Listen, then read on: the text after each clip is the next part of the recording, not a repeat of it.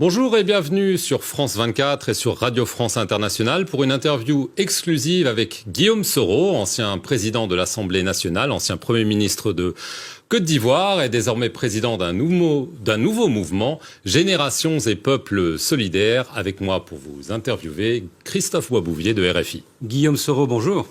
Bonjour. Monsieur Soro, on va aller directement à une question que tout le monde se pose. Oui. Est-ce que vous allez bien être candidat à la présidentielle l'an prochain? Alors, je vais vous faire une précision. Il y a longtemps, j'ai beaucoup réfléchi à cette question qui m'a maintes fois été posée. C'est décidé, je suis candidat. Ferme et définitif. Je suis candidat pour 2020. Alors cette annonce, en fait, vous l'avez faite déjà il y a quelques jours. Oui. C'était en Espagne devant vos partisans, vos compatriotes ivoiriens d'Espagne. Et c'est dans ce même pays, il y a quelques jours aussi, que vous dites avoir été victime d'une tentative, d'une mystérieuse tentative d'arrestation dans un grand hôtel de Barcelone. Oui. Vous avez laissé entendre que derrière tout cela, il y avait le pouvoir ivoirien. Celui-ci dément catégoriquement. Est-ce que vous ne jouez pas un peu au martyr ? Ai-je besoin de jouer au martyr? L'hôtel dans lequel j'ai logé existe. Il s'appelle El Palace de Barcelone. Les faits que j'ai évoqués, d'ailleurs, le communiqué du gouvernement ne dément pas la survenance des faits. Simplement essaie de se dédouaner. J'ai décidé, pour la clarté des choses, de laisser la justice espagnole qui est insoupçonné, faire son travail. Mais qui est derrière? Justement, la justice espagnole le dira. Parce qu'on ne comprend pas tout. La police est intervenue au milieu de la nuit. À 4 h du matin, entre 3 h et 4 h du matin. Soi-disant pour vous arrêter, et finalement, il vous a laissé tranquille. Bah, écoutez, je dis une fois de plus, l'hôtel où j'ai résidé, où les faits se sont déroulés, existe. Le directeur de l'hôtel m'a adressé des excuses. La justice espagnole est saisie. Laissons la justice faire son travail. Je ne veux pas anticiper sur ce que dira la justice, mais voyez-vous, quand on s'apprête, quand on a été à des responsabilités comme je les ai assumées dans mon pays, on ne prend pas de risque avec ce genre de choses. Alors, le président Alassane Ouattara a affirmé à plusieurs reprises qu'il n'empêcherait personne d'être candidat. Mais est-ce que vous ne craignez pas, à votre retour, sans doute prochain en Côte d'Ivoire, d'être inquiété par la justice et de ne pas pouvoir vous présenter à cette élection? Je ne vois absolument pas de raison pour que la justice m'empêche d'être candidat. Je vous ai dit, pour moi, c'est décidé. Il reste maintenant en harmonie avec l'ensemble des Ivoiriens que cette déclaration soit solennelle et officielle en terre de Côte d'Ivoire. Parce que pour moi, pour être président de la République d'un pays, c'est la rencontre entre un peuple et un homme. Vous rentrez quand? Je serai déjà en Côte d'Ivoire la semaine prochaine. Au Burkina Faso, au procès du putsch manqué de septembre 2015, c'est notamment sur la base d'écoutes téléphoniques que Djibril Bassolé, votre ami Bassolé, tout à fait, vient d'être condamné. Et comme beaucoup ont reconnu aussi votre voix dans ces écoutes téléphoniques, est-ce que vous ne craignez pas d'être poursuivi de votre côté, qui sait, par la justice ivoirienne? Par la justice burkinabé ou la justice ivoirienne? Ivoirienne. À quel motif? Alors burkinabé. Par la justice burkinabé? Bah, écoutez, pour vous rafraîchir la mémoire, sachez que en 2016, j'ai été l'objet, n'est-ce pas, d'un mandat d'arrêt international, donc qui a été abandonné et que d'ailleurs Interpol avait totalement discrédité. Donc je ne vois plus de raison d'être inquiété par quelque justice que ce soit.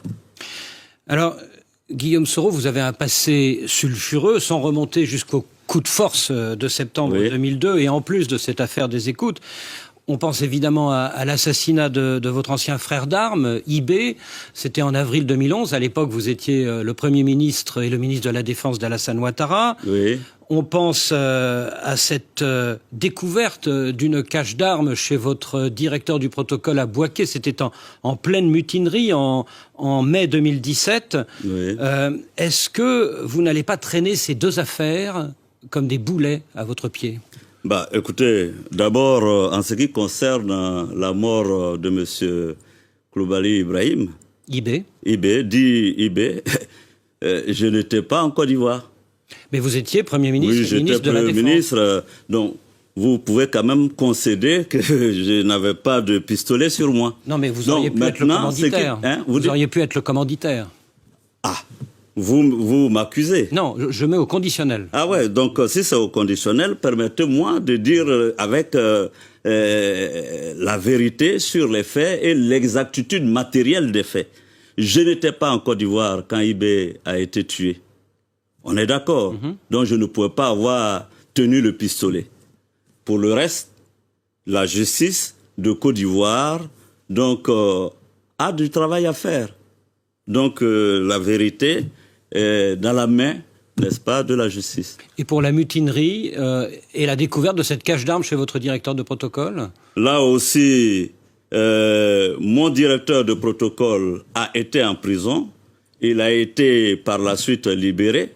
Donc je ne vois pas en quoi cela me concernerait. Donc vous êtes blanchi pour vous là. Enfin, celui chez qui on a trouvé les armes est allé en prison. Il a recouvré la liberté.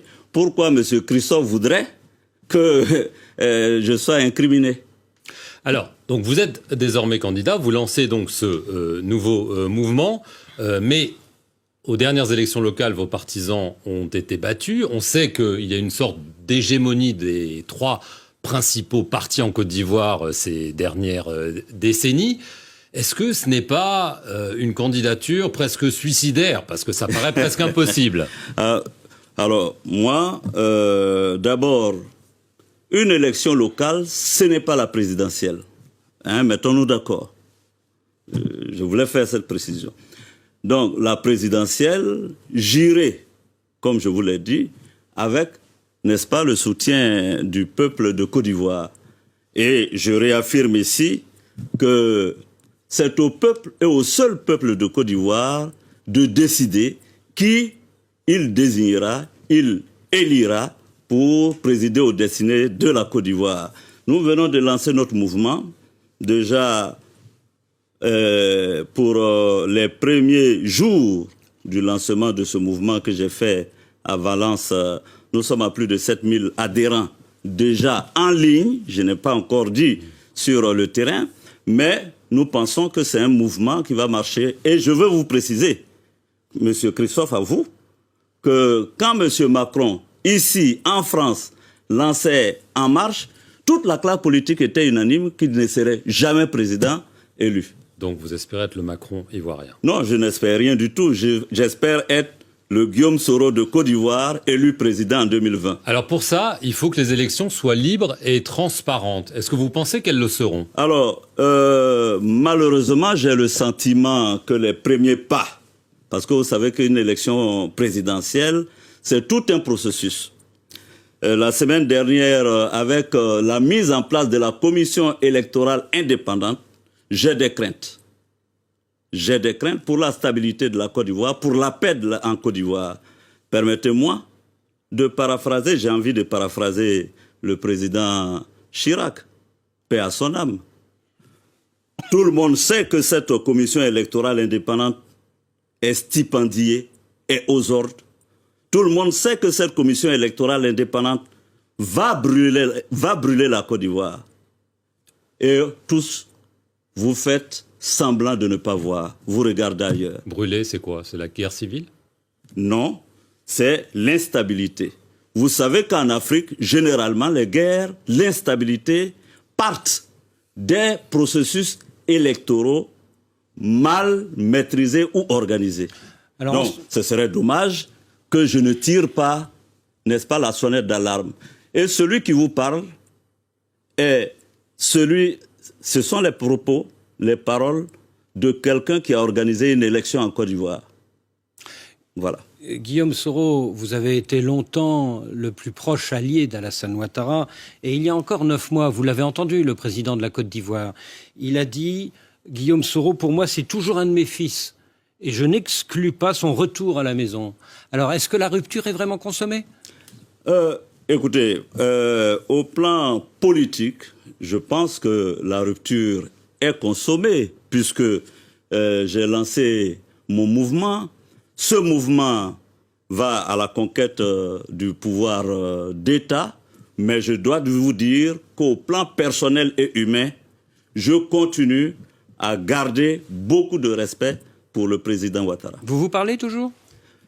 Je dois avouer, pour être honnête avec vous, qu'il y a bien un moment que nous ne nous sommes pas parlé directement, mais il existe des passerelles.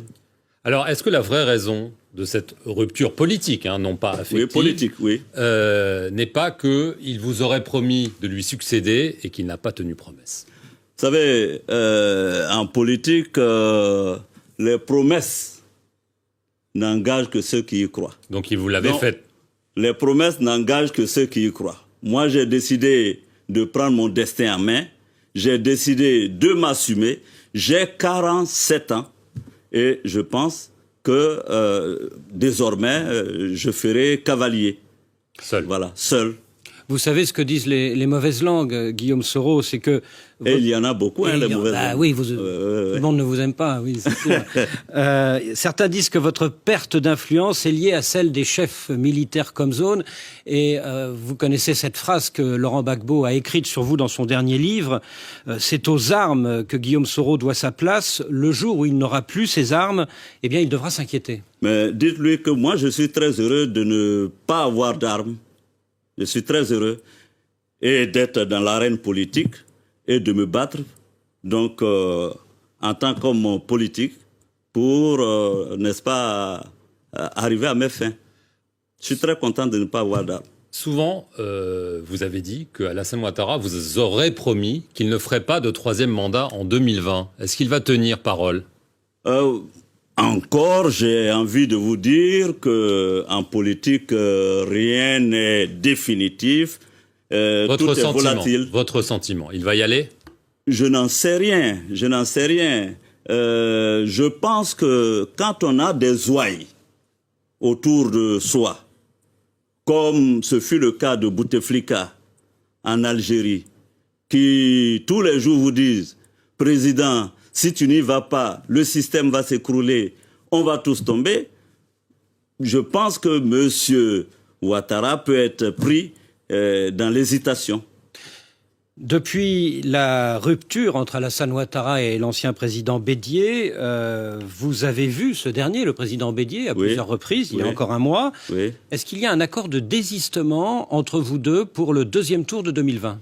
Avec le président Bédié, nous avons échangé, longuement parlé d'ailleurs, et je dois m'en réjouir, me féliciter du soutien qu'il m'a apporté. Le principe est très net et je pense qu'il est démocratique. Tous ceux en Côte d'Ivoire qui veulent aller à l'élection présidentielle, qu'ils aillent, qu'ils soient tous candidats. Et au second tour, nous qui sommes dans l'opposition, nous nous mettrons d'accord pour soutenir celui qui sera le mieux placé d'entre nous.